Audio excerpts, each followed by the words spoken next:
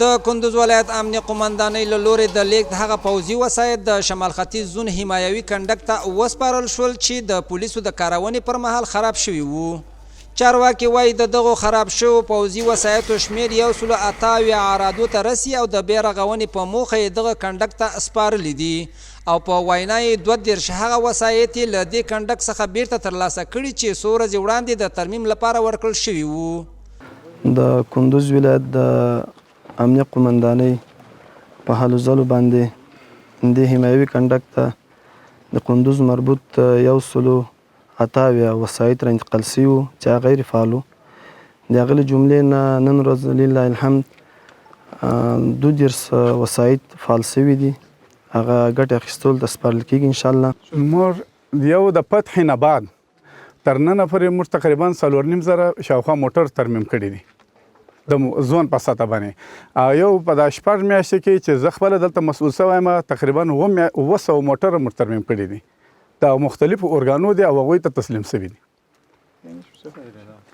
په همدې مهال بیا دغه چارواکي له مجاهدینو غواړي چې د خپلو دندو پر مهال بیت المال ته پاملرنه وکړي او په ساتنه کې تر بل هر وخت کوټلي ګامونه پورته کړي.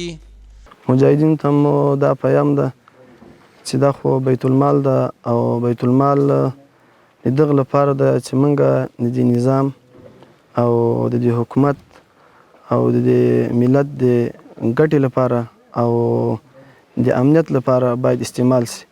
د دې لپاره دا استعمال نه شي شخصي منافعو لپاره، د شخصي کارونو لپاره باید لین استفاده ونه شي، ځکه په دې معنی بیت المال مصرف شوی ده او دا ټول مسلمانانو حق ده.